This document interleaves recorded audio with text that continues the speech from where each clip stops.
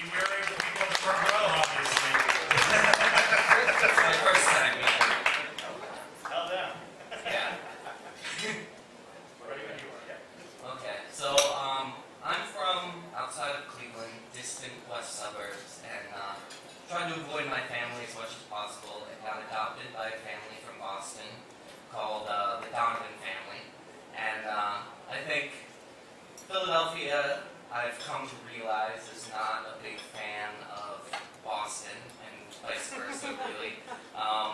And the big complaint I hear is how proud people of Boston are of their city and how much they talk about all of the wonders of Boston, whereas Philadelphians are much more likely to, make fun of their city and join in making fun of it.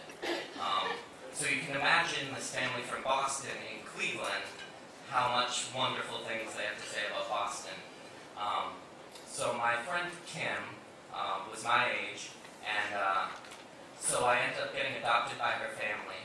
And just a little background of the family. Kim and I met, we were both like in art club and did art things.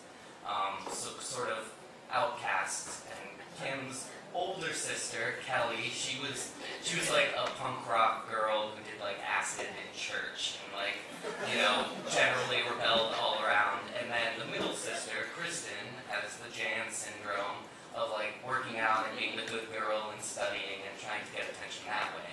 And then their mom, Linda Jean, she was like a crafty stay-at-home mom, scrapbooking, and all of that, and baking, and was just, totally 1950s housewife-like.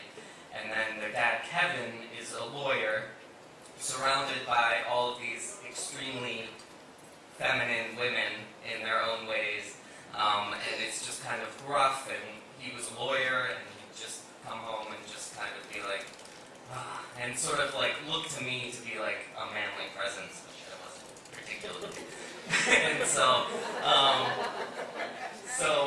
when Kim passed away, she wanted to be buried in Boston, and she got cremated, and she wanted her ashes to be put in the lake where the swan boats are in the public gardens, which is of course illegal. Completely illegal.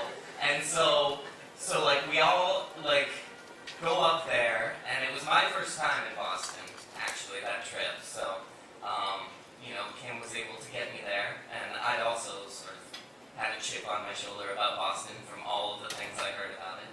And I ended up really enjoying Boston, and then it culminated in this trip to the public gardens. We all are waiting to get on the same swan boat, and we have Kristen and Linda Jean worked on this shoebox that was elaborately decorated with Kim's ashes in it. And so we all get on the swan boats, and I forget, they're pedal powered, so we have a guy pedaling us, and so it's a total role reversal where Kevin is like, okay, this is what Kim wanted. We have the lawyer is like, we have to dump her ashes here while we're in the swan boat. And suddenly Kelly, who did acid in church, is like, you can't do that. The guy's right there. And it's illegal, and we don't want to end this in prison. And Kristen's like, Kim always got what she wanted all the time, and we can't give in. Even in death, she's making us do things that make us feel uncomfortable to what we want. And in the end, I think Kevin, the situation was just like, it was also a really warm summer day and very beautiful out, so there were lots of people, and so we did end up chickening out and going to a willow tree, which was on the side, so... I made out under that willow tree. Perfect. So people make out there, and then people also scatter ashes there in a little more private setting,